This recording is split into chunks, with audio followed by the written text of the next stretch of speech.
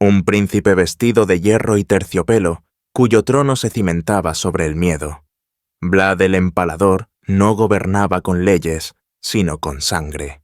Para sus enemigos no era un hombre, sino una pesadilla. Empalamientos, piras, masacres. Su nombre quedó inmortalizado en el terror. Pero tras el mito se esconde un niño traicionado, moldeado por el cautiverio. No un vampiro, no una leyenda. Algo mucho más peligroso. Un hombre con un propósito, y sin una pizca de piedad.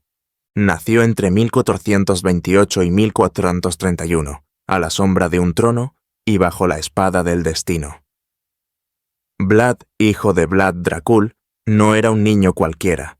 Era descendiente de los Draculesti, una dinastía enfrascada en una sangrienta disputa con sus rivales, los Danesti. Su infancia no fue un cuento de hadas, fue una preparación para la guerra. En 1442 todo cambió. Los otomanos obligaron a Vlad Dracul a entregar a sus hijos como rehenes. Vlad tenía solo 11 años. Su hermano menor, Radu, ni siquiera 10. Fueron llevados a Edirne, el corazón del Imperio Otomano. Allí comenzó la transformación. Sin corte, sin libertad, solo cadenas de seda y amenazas. En los palacios de sus enemigos aprendieron el idioma de sus captores, lucharon con armas turcas, cenaron en mesas hostiles. Era una especie de prisión sutil, no de muros, sino de manipulación. Vlad observó, escuchó, aprendió. Su odio se agudizó hasta convertirse en un arma. Radu se convirtió en el favorito de la corte. Gentil, encantador. Vlad se volvió frío, calculador. Sus días en Edirne lo convertirían en el gobernante que más tarde grabaría su nombre en el miedo. Cuando finalmente fue liberado, ya no era un príncipe, era un superviviente, forjado en el exilio, bautizado en la humillación. Y regresó a Valaquia con un solo objetivo: vengarse de sus traidores y fundar un reino donde la traición jamás quedaría impune. Una vez fue un niño encadenado. Pero las cadenas se rompen, y Vlad rompió con ellas.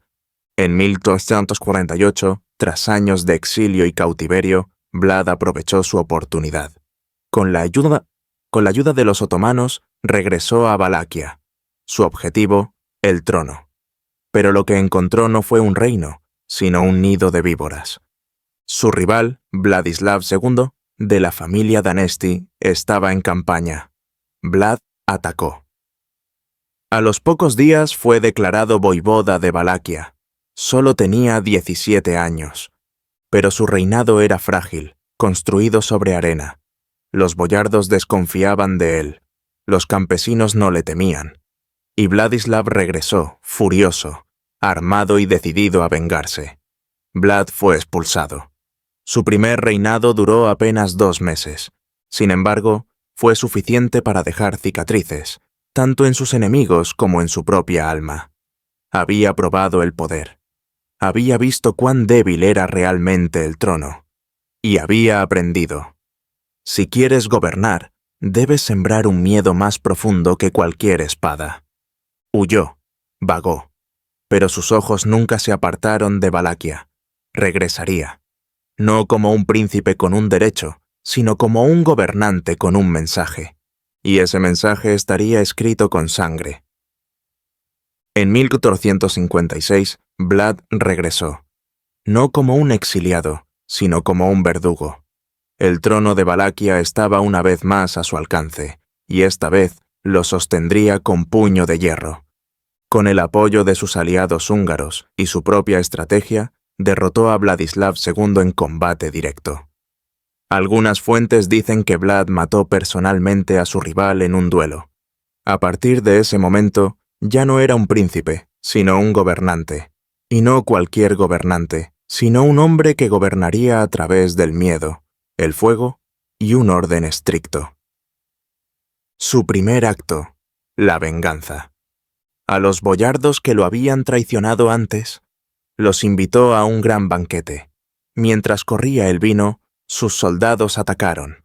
Los ancianos fueron empalados.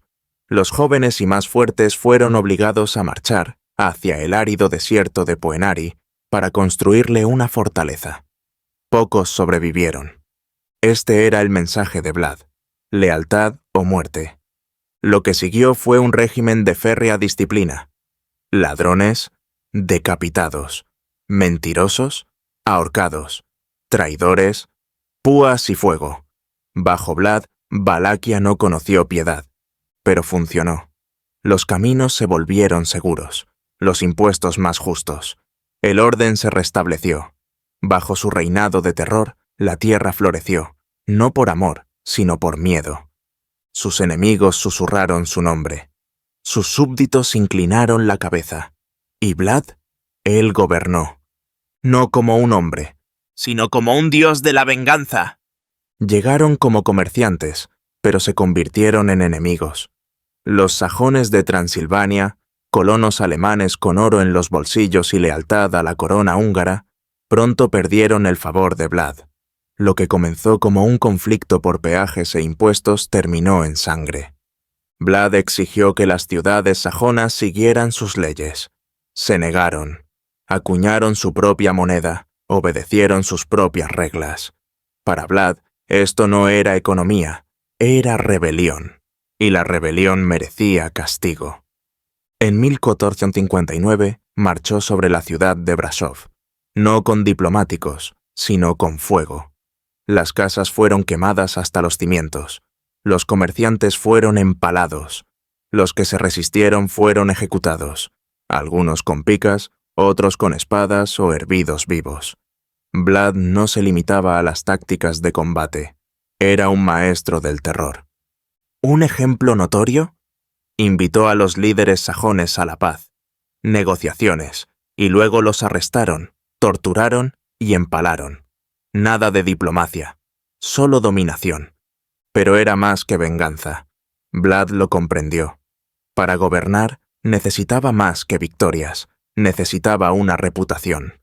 El miedo era su fortaleza, el empalamiento, su sello distintivo. Y funcionó. Los caminos se volvieron seguros, las leyes se obedecieron. ¿Y los sajones? Aprendieron que la traición contra Vlad el Empalador solo tenía un fin, una estaca afilada, y una muerte lenta y agonizante. En 1462, lo impensable se avecinaba. Un enorme ejército otomano, de 60.000 hombres, avanzaba hacia Valaquia. A la cabeza estaba el sultán Mehmed Shahbuz, el hombre que había conquistado Constantinopla. Frente a él estaba Vlad, con un máximo de 20.000 hombres. Las probabilidades, desoladoras. Pero Vlad no luchó contra el número, luchó contra el miedo. En junio, realizó su jugada maestra, un ataque nocturno al campamento otomano cerca de Targoviste. Al amparo de la oscuridad, sus hombres burlaron a los guardias, incendiaron tiendas, mataron a soldados dormidos y sembraron el pánico en el corazón del ejército más poderoso de su época. Pero no fue suficiente para detener a Mehmed, así que Vlad hizo algo aún más aterrador. Al acercarse el sultán a la capital, se encontró con algo que paralizó a sus soldados, un campo de decenas de miles de cadáveres, empalados en estacas de madera, algunos frescos, otros en descomposición. Bebés, mujeres, soldados. Ninguno se salvó. Llegó a ser conocido como el Bosque de los Empalados. El mensaje era claro. Este no era un reino gobernado por un hombre, sino por un demonio con forma humana. Mehmed miró horrorizado. Sus tropas huyeron. La invasión fue cancelada no por la batalla, sino por el miedo. Vlad no había triunfado en el combate. Había ganado dentro de la mente de su enemigo. Sus armas, noche, fuego y el insoportable hedor de la muerte. Y así, su terror se convirtió en escudo, su nombre en arma de guerra. Vlad el Empalador había logrado lo imposible, hacer temblar al Imperio Otomano. Tras su victoria sobre los otomanos, Vlad parecía intocable. Pero no todos los enemigos portaban una espada. En las sombras acechaban fuerzas más antiguas, nobles rivales, traidores y el rey de Hungría, Matías Corvino, su antiguo aliado. En el otoño de 1462, cansado de la guerra, Vlad buscó el apoyo de Corvino en Transilvania, pero en lugar de ayuda, encontró cadenas. Basándose en cartas falsificadas que acusaban a Vlad de conspirar con los otomanos, fue arrestado y encarcelado en una fortaleza húngara. Fue una obra maestra de manipulación política. Corvino no quería la guerra con el sultán, así que sacrificó a Vlad. El hombre que había defendido a una nación, ahora era tildado de traidor. Su encarcelamiento duró más de 10 años. 10 años de silencio, de olvido. Pero Vlad no se rindió. En cautiverio, recuperó influencia. Su nombre siguió siendo temido, su leyenda inmortal. Mientras tanto, Valaquia se sumió en el caos. Sin Vlad, estallaron nuevos conflictos, los rivales compitieron por el poder y los otomanos volvieron a presionar. Para 1475, Hungría lo necesitaba de nuevo. Corvino cedió. Vlad fue liberado, no por piedad, sino por necesidad. El príncipe encadenado había regresado, y no había olvidado quién lo había traicionado. Su encarcelamiento no fue un final, fue un intermedio. Y Vlad fue más paciente de lo que sus enemigos creían, porque la venganza, creía él, es un plato que se sirve mejor, en la hoguera. El reinado final, un breve triunfo y un final violento. En 1476, Vlad reclamó el trono de Valaquia, no con una gran procesión, sino con una determinación férrea. Su tercer reinado comenzó como los demás habían terminado, con sangre. Los traidores fueron castigados, las leyes reimpuestas con brutal precisión. Vlad gobernó como siempre lo había hecho, con el miedo como fundamento. Pero sus enemigos no dormían. Los otomanos, furiosos por su regreso, enviaron rápidamente un ejército. Al mismo tiempo, sus rivales internos conspiraron una vez más para destronarlo. Vlad retuvo la corona, pero no el tiempo. Sus aliados húngaros fueron lentos, su pueblo cansado de la guerra. Sin embargo, se negó a rendirse. En diciembre de 1476 tuvo lugar su batalla final, una emboscada cerca de Bucarest. Vlad luchó como siempre, ferozmente, sin vacilar, pero estaba rodeado. Algunas fuentes afirman que murió por la espada de un enemigo. Otras susurran que fue asesinado accidentalmente por sus propios hombres, perdido en el caos de la guerra.